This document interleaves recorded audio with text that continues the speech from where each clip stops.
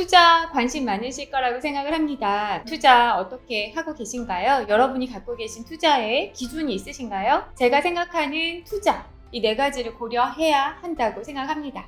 무엇인지 말씀드려보도록 하겠습니다. 투자장 소피아의 리얼 부장. 안녕하세요. 투자장 소피아입니다. 네, 투자 잘 하고 계신가요? 그 어느 때보다도 관심이 많은 시대인 것 같습니다. 그렇지 않나요? 투자, 재테크, 남녀노소 떠나서 다 정말 많은 분들이 관심을 갖고 계신 것 같은데요. 투자를 할 때 중요하다고 생각되는 부분 네 가지를 한번 꼽아 보았어요. 이것을 들어보시고 여러분들이 하고 계시는 투자도 잘 하고 계신지 한번 생각해 보는 시간을 가지셨으면 좋겠습니다.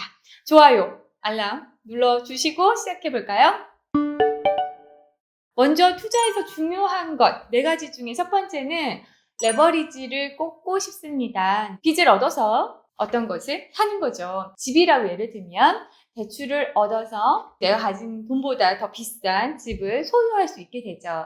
그리고 그게 집값 상승과 연결이 되었다고 했을 때 내가 그냥 요 가진 돈만 투자했을 때 결과보다 내가 레버리지를 일으켜서 구매한 어떤 것이 똑같은 수익률로 올랐다고 하더라도 투입 대비 원금에 비하면 수익률의 차이가 벌어지기 시작을 하죠. 레버리지는 재테크에 있어서 속도라고 생각을 해요. 속도를 의미한다라고 생각을 합니다. 그냥 적금과 저축을 통해서 모은 돈으로 순수하게 이 돈으로 어떤 것을 투자하는 사람과 레버리지를 이용해서 투자하는 사람, 속도 차이가 날 수밖에 없습니다. 같은 수익률이라고 가정했을 때 말이죠.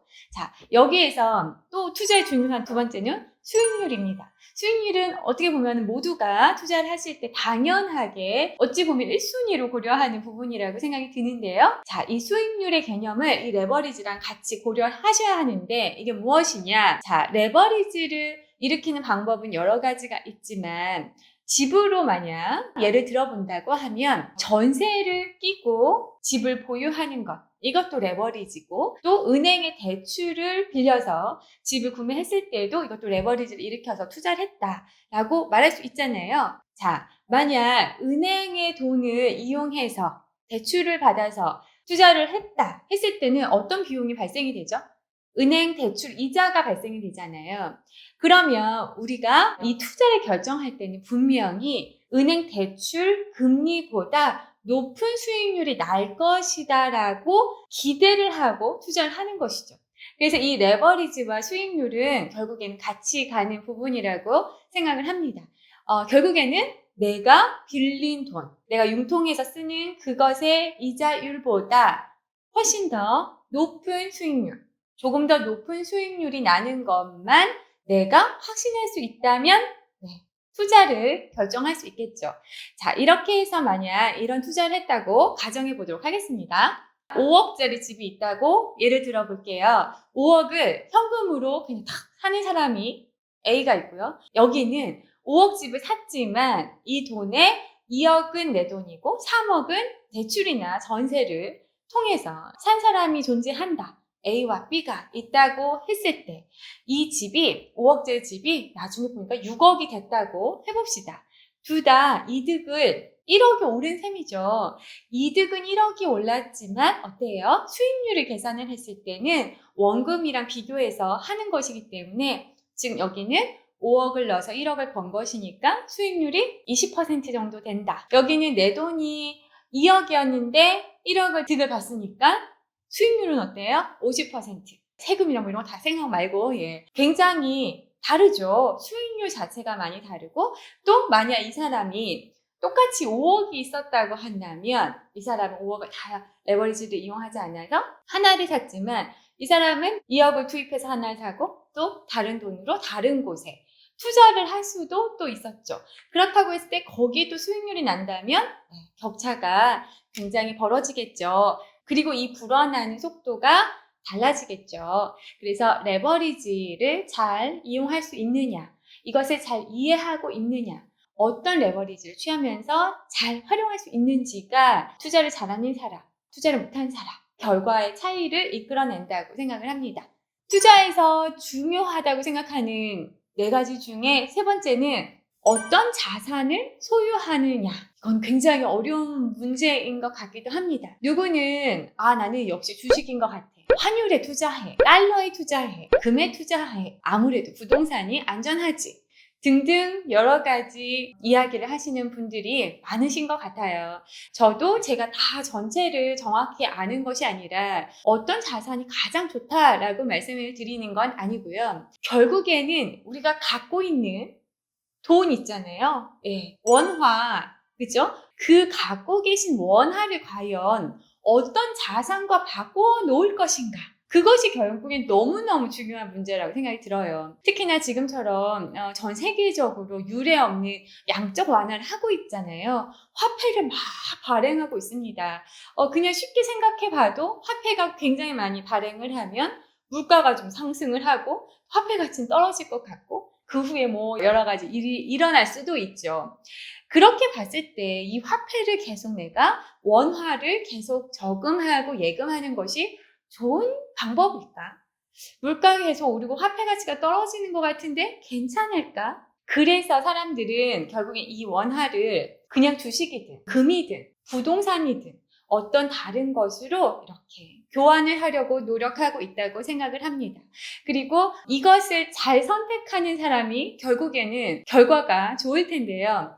이때에는 중요한 것이 이 투자할 때 중요한 네 번째 이 부분이라고 생각합니다. 이건 뭐냐면 리스크 컨트롤입니다. 어떤 것은 리스크가 높으니까 위험하고 대신에 리스크가 높지만 수익률이 좋다. 이렇게 가끔씩 하이 리스크 하이 리턴이고 로우 리스크 로우 리턴이다 라고 쉽게 말을 하는 분들을 보는데 이거는 저는 틀린 말이라고 생각을 해요. 특히 은행에서 어떤 금융상품을 가입을 할 때 주식 편입 비율이 높으면 이거는 리스크가 높지만 높은 수익률을 기대할 수 있습니다 라고 설명을 하시고 채권형 같은 경우는 이건 수익률은 좀 낮지만 안전합니다 이렇게 표현하는데 꼭 이렇지 않을 수 있죠. 예. 중요한 거는 뭐냐면 주식의 리스크가 높다, 위험성이 높다는 게 아니라 그 리스크는 상품에 있는 것이 아니라 자신에게 있다고 생각을 해요. 내가 그 분야에 잘 모르면 그게 리스크가 높은 겁니다. 그냥 누군가에게는 주식이 정말 세상 안전한 투자 상품일 수 있습니다. 그리고 또 누군가에게는 부동산이 또 굉장히 안전한 상품이 될 수 있습니다. 사람에게 달려있다고 생각을 해요. 내가 과연 얼만큼 그 분야에 대해서 리스크를 컨트롤할 수 있느냐, 나의 리스크 컨트롤 능력이 어느 정도인지를 자문해 보시고 투자를 하셔야 된다고 생각을 해요. 그 분야에 관심을 좀 가지시고 공부를 시작하는 게 리스크를 줄이는 일이라고 생각을 합니다. 실제 상황이 그렇고요. 저 같은 경우는 부동산 투자를 하고 있는데 경매를 할 때에도 조금씩 조금 더 복잡하고 누군가가 보기에는 좀 위험한 것 같다. 뭔가 이런 권리관계가 복잡하게 꼬여 있어서 좀 이건 위험하지 않아요? 싶은 물건들을 더 많이 보려고 합니다. 왜냐하면 그런 상품이야말로 사람들의 경쟁률이 낮아지기 때문에 수익률이 훨씬 더 높거든요. 그리고 그 복잡해 보이는 문제도 알고 보면 사실 충분히 해결이 가능하고 그렇기 때문에 경쟁률은 오히려 낮고 문제는 풀면 되는 거고 수익률은 더 높고 그러니까 누군가에게는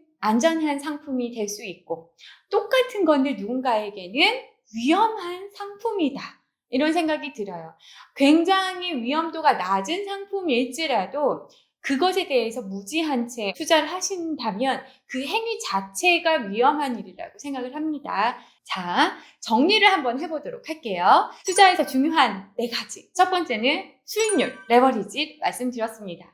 자, 레버리지를 이용하는 것은 속도의 차이다. 근데 레버리지를 이용할 때는 수익률을 체크해야겠죠. 이 돈을 투입을 해서 이 이상의 수익률이 난다면 투자 결정을 할 수 있는 것이죠. 네, 그래서 수익률과 레버리지를 잘 판단하셔야 되는 것.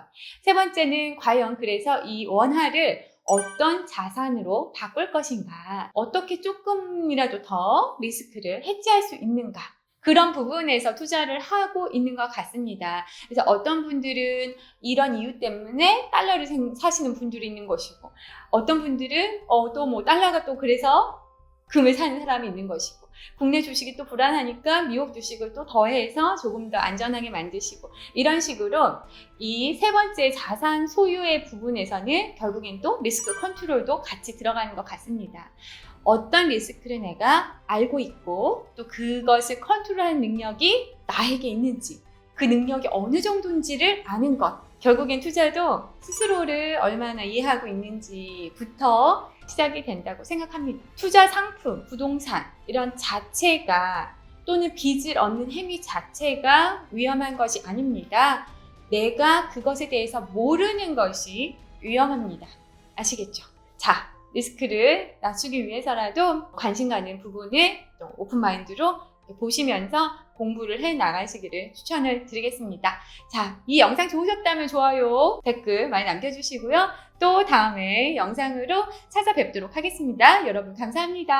안녕!